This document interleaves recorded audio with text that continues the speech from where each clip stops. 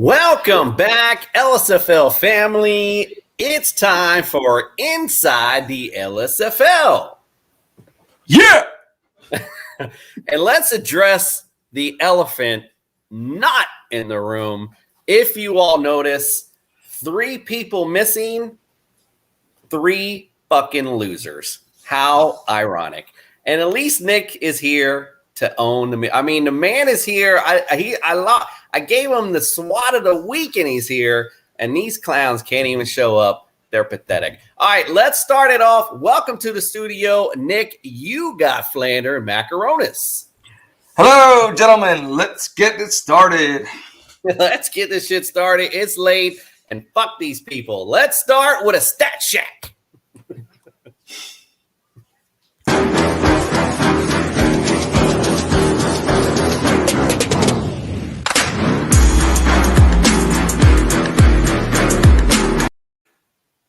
All right, let's start shit off with the stack shot with the power rankings. At number 1, the aforementioned losing Brooklyn Jesters at 5-1.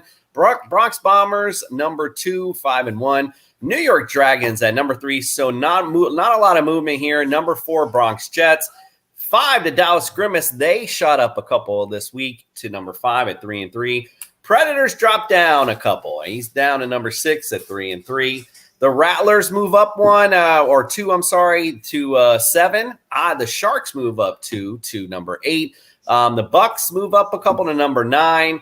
The Goats down to number 10.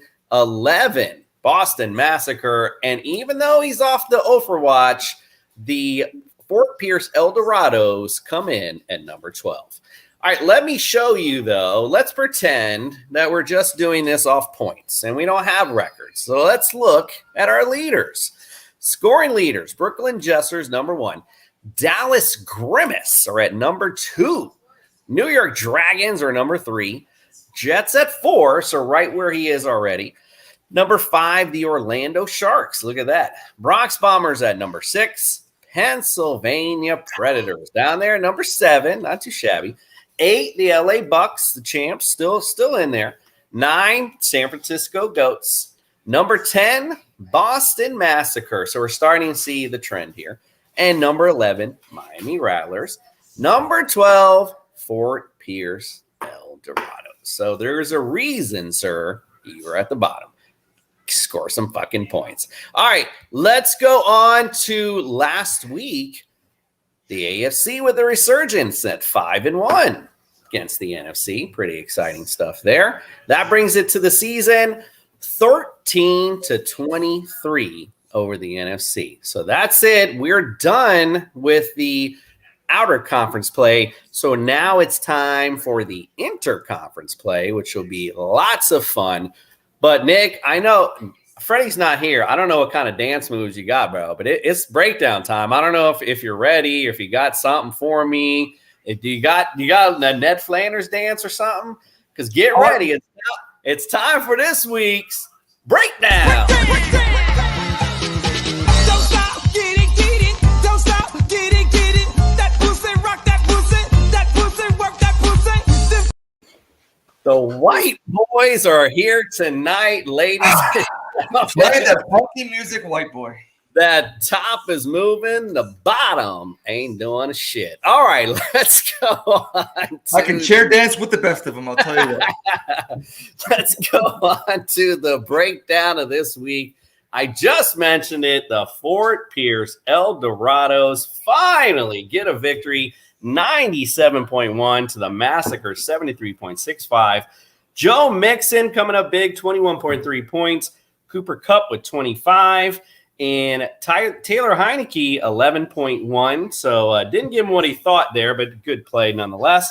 Aaron Rodgers, 25 for the Massacre. Jamal Williams really hurt him, 0.9 points. Oof, that was a tough one there. Other than that, there was nobody else other than Aaron Rodgers and his team in double digits. Jamar Chase at 9.7.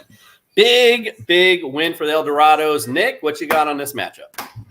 I hope Nick's got the same performance against me whenever I play him, because I'm not scoring any points either. His backfield was literally atrocious. 6.9 and 0.9, little quick math, that's about, 8 8 points for a total combined backfield. And Nelson Aguilar, he needs to get rid of him. He hasn't done nothing for nobody, not even for himself. And in Nick's defense, he literally had nobody on his bench to play. Like, Right. he had 4 guys on his bench. His scoring leader on his bench was 3.6. So he literally had no chance no matter what he had done. He could have played everybody and still lost. So it's bye weeks, man. That's why it's so important. It's so important to do well in the beginning of the season once the bye week, because at least if you don't have quality depth, you got that cushion. Now, like myself, running into that problem now with the backfields, and then this week coming up, it's bipocalypse. So it's going to be tough. It's going to be tough sledding for a lot of teams. Tough sledding indeed. The waiver wire is going to be interesting tonight. Kind of feels like Christmas almost. All right, let's go on to some people might get a gift, some people might get cold. Indeed. Let's go on to our next matchup. The Bronx Jets 4-2. Looking strong right now. 123.35 to the 2-4 Goats, 85.95 points.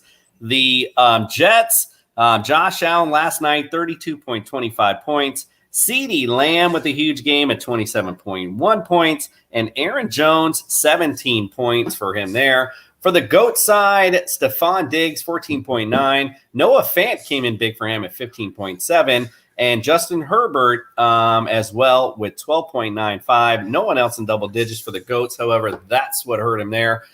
Nick, thoughts on that matchup? Same thing as the massacre. Again, no depth on bench. He's got four guys on a bye week. And his greatest player on the bench was Marlon Mack at 1.2. Noah Fant had the best game of the season, and Allen Robinson he's just killing him. He's got to get rid of Allen Robinson. Big name. It doesn't matter. If you're not scoring points, why keep him? Big name, little production. I mean, just nothing doing all year for him. I don't know what's going on there. Again, Justin Fields finds it easier with Darnell Mooney, and that's where he's going right now. So they got a better connection. Indeed. All right, let's go on to the next matchup. The LA Bucks taking down the undefeated Bronx Bombers. 123.45 to 97.75. Big game for the Bucks. They really needed a big bounce back, and they got it against the undefeated one. Jalen Hurts, 26.15 points. Raiders with 17. Dalvin Cook with 20.3. Patrick Mahomes for the Bombers, 26.95 points. Darrell Henderson, 22.7. Latavius Murray with 11.6. No one else in double digits, though. So that's what hurt the Bombers. Nick, thoughts on this matchup? I am extremely happy for AJ. Mike, you know what? He got his wish. He wanted the L so we could have a regular season. I mean, you don't think about it, but I mean, it's tough to run the table. I mean, just psychologically. No one's ever done it. Well, I mean, just like psychologically, it's that pressure. Who do I play? Who do I play? Am I going to lose? So now he can relax. So I hope he really relaxes this week because I play him. So good for him. Latavius Murray, he's not going to have Murray now for a couple weeks. So he's going to have to play other people, and I'm not going to tell him who to play. He can play Saquon. He could play Saquon. There you go. That's a good play. Good money play. I like that. Good job. Appreciate that, Nick. All right, look, man, it's a two-man show tonight. We're getting this done quick. Let's go on to the next one. Miami Rattlers. This is why Greg's not here tonight. Let's be real. Let's be real here. That's not true. I tried to get Jose on too. He was. I mean, I would love to hear these two after this, man. I mean, this was another nail biter between these two. I love it. 3-3 now. The Rattlers 98.85. I mean, let's just throw the rule book out. I mean, how is this guy 3-3? 97.55. The 4-2 Dragons. Matt Stafford came up big for the Rattlers. Kyler Herbert as well. I mean, and everybody. I mean, he had Matt Prater at 14. So Thoughts on this one? Yeah. Lamar Jackson really underperformed. He was supposed to get 27. He got 13. So that's what really hurt Greg right there. Had he got his projection, it would have been clear sailing. How is Jose 3-3? For these reasons, he just gets players on off games, and he muddles through it and he puts it together. And I told you in the text, he's sneaky good. Like, he's not going to be that easy pick on game like everyone thought that he was going to be because of his draft. So give him credit. He's plugging along, and he may make the play on game. Who the hell knows? Indeed. All right, let's go to the next one. Grimace take down the Jesters. Again, that's why they're not here tonight. 134.75 to 97.35. No Jesters. He gets a loss. We don't hear from him. Grimace, congratulations. Team of the week. Your second one, indeed. Nick, just give me your thoughts on this matchup. I was very surprised because I did not pick the Grimace. I was very surprised. Austin Eckler, even though he was on. All right, let's go with the Jets. Jets first. Jesters rather. Chris Godwin. Again, we had discussed it before. There's just too many mouths down in Tampa Bay, and right now the big mouth AB, he's getting everything, and he's a big mouth in more ways than one. Mike Williams, he did not do well at all. He had a 2.7. I mean, that whole LA offense didn't do anything last week. And Bills, man, he needed a big game, and he got a -2. That's the thing about defenses. I mean, I might go with a zero defense philosophy because half the time they're screwing you. They're not getting you any points at all. And then on the Grimace side, good job for him.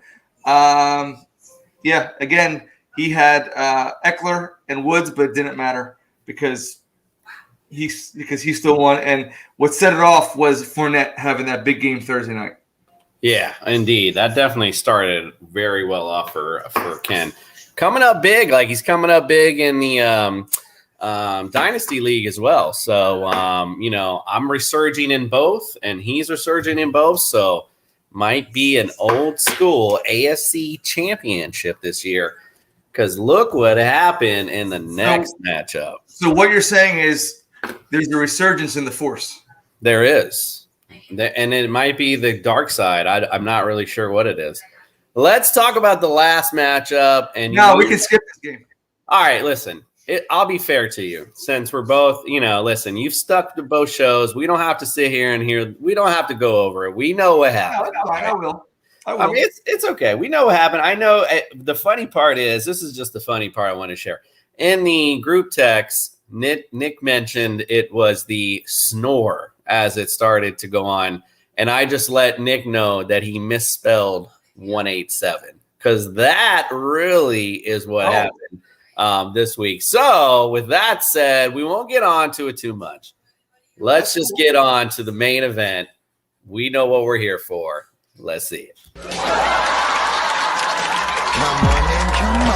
Everybody know me. I'm the class clown all around, and every day they hold me. It was hilarious. That's what it is.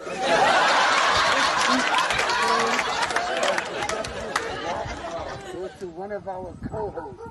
Should be ashamed to be a co-host of a fantasy football show and get swatted. Nick, this is for you. Losing by 55 points. You should be ashamed of yourself. Fred, just a bit of pointer. Great job shooting this time, nice and wide. But get a microphone because I can't hear anything you're saying. So, I think Freddie should be ashamed of himself for having the balls not to show up to the game he lost. Hey, listen, I agree. I know. And listen, it's funny because they're all, this, that, and the other thing. We all know it's a routine. You know when the show is. Make the time. That's on you, bro. If you don't want to show up for the Lsfl family, that's on you. So since Nick's being such a good sport, I won't rub it in his face. I got the victory. We'll move on. I got the AFC now. Next week, we'll talk about our next week's matchups. But I'm going to face your bosom buddy, the LA Bucks. So we're going to see what happens next week because it's going to be interesting. He's got some really good matchups. We'll get into that later. All right. Well, that wraps it up, guys. We appreciate it. I think we kind of wrapped up, put a nice little bow there for you. Great week again. We appreciate you guys. Nick, got anything else before we head out? No, I just think I don't know what it is. You get psychologically, whenever I play you, my teams just take like a day off. I mean, how the hell do you win a game when you only score 76 points? Yeah. Yeah. Ridiculous. I mean, every player except Brady, McKissick, and my kicker were in single digits. And not by like a 9. I'm talking about like a 2, a 4. Well, and to be fair, I was number 2 in scoring this week. So it's not like, if you would have put up, you had to have been team of the week basically to beat me. So rest on that. That's what I say. Don't worry about this week. Chalk it up. Let it go. Tell your players to just forget this game. It didn't even happen. And now we're moving on to next week. Who you got next week, by the way? With the devil. I think you made a deal with the devil. That's what never that, sir. Who do you got this week? Do you know who you got coming up? The Bombers. Oh,